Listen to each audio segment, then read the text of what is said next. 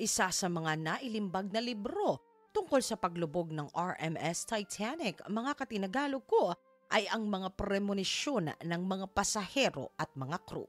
Tila ba alam nila na may hindi magandang mangyayari sa kanila? Samahan ninyo ako, mga katinagalog ko, at ibabahagi ko sa inyo sa talakayan natin sa araw na ito ang mga premonisyon na hindi pinalad ng mga pasahero.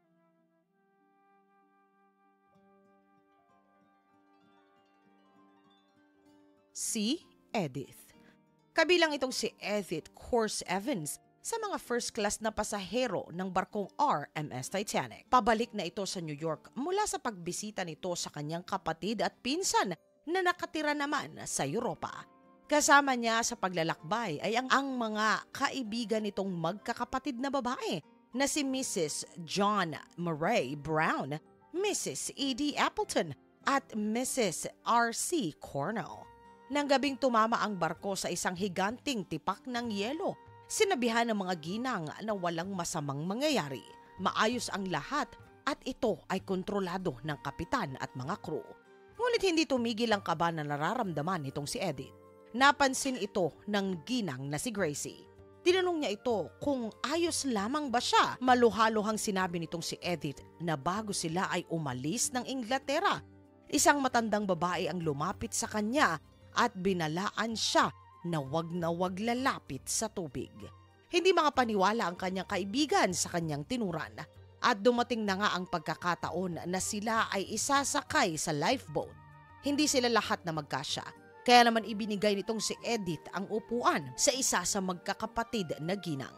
Ayon sa kanya na hindi tulad niya, walang anak na naghihintay sa bahay nila. Si Edith ay isa lamang sa 4 na mga pasahero ng first class na sawing palad na hindi nakaligtas.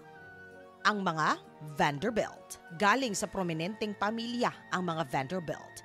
Ang mag-asawang si George at Edith, kasama sa hilig nila ay ang maglibot sa buong mundo, bumili ng antigong kagamitan upang maidagdag sa koleksyon sa kanilang tahanan. Kasama nilang sasakay sa RMS Titanic ay ang kanilang kanang kamay na si Edwin Charles. Naisakay na ang lahat, sila lamang ang hinihintay. Nang paalis na ang mag-asawa, pinigilan sila ng isa sa kanilang mga apo. Ayon sa dalaga na huwag silang sasakay ng Titanic dahil may hindi maganda na mangyayari sa kanila.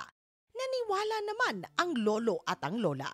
Kaya naman ipinabababa nila sanang muli ang mga kagamitan nila. Ngunit ang kanang kamay nila na si Edwin ang nagsabi na wag na lamang at siya na lamang ang sasama sa barko upang bantayan ang kanilang mga importante na kargamento. Kasama si Edwin Charles sa mga sawing palad na hindi natagpuan pa ang katawan sa paglubog ng RMS Titanic. Si Esther Hart. Nabibilang ang pamilyang Hart sa mga second class na pasahero ng barkong Titanic. Ang buong pamilya ay magsisimula sana ng panibagong buhay sa bansa ng Canada. Nang sumakay ang pamilya sa barko, napansin ng padre de pamilya na tila ba iba ang inaasal ng ilaw ng tahanan nila. Ayon sa ama na tila ba ito ay balisang-balisa. Umabot pa sa punto na ang ginang na si Esther ay sa umaga natutulog at buong magdamag ay nagbabantay ito at gising na gising sa gabi. Nang tanong ito ng mister, sumagot lamang ito na mabuti na ang handa. Kung sakaling may maganap, maagap tayo na makaalis. Tila ba nagtataka man ang padre de pamilya sa kakaibang inaasal ng misis niya, hindi naman ito nagkamali sa premonisyon niya. Nang tumama ang Titanic sa higanting tipak ng yelo, madaling nakaakyat ang pamilya papunta sa mga lifeboat. Ngunit babae lamang at bata ang unang sasakay. Ibinigay ng ama ang kanyang makapal na jacket sa mga supling at hindi na sila muli na nagkita pa. Isa ang kanilang ama sa mga sawing palad at hindi na nakaligtas pa. Ayon kay Esther na napanaginipan niya na lulubog ang barko nang minsan ay mapaidlip ito. Pagkaalis ng Titanic mula sa pantalan. Si Jonathan Shepard. Si Jonathan ay nagsilbi bilang ang second assistant engineer sa barko na RMS Titanic. Hindi nito maipaliwanag ang takot na bumabalot sa kanya. Unang inakala ng ama nito na baka ito ay natroba Ito ay dahil wala pang ang isang taon nang ang barkong RMS Olympic na noon ay kanya rin na pinagsisilbihan ay bumangga sa HMS Hawke na isang sasakyang pangdigma naman ng mga Briton. Gabi bago sumakay ang anak sa RMS Titanic, nilapitan ito ng kanyang ama. Ayon sa kanya, kitang-kita nito ang takot sa mata ng anak niya. Kaya naman tinangka nitong alamin kung ano nga ba ang bumabagabag sa kanyang supling. Ayon kay Jonathan na ayaw nitong umalis, sumagot naman ng ama, "Bakit anak ko, natatakot ka ba na pumanaw?" Ayon sa anak na hindi naman siya natatakot, ayaw lamang niya na iwan nito sila.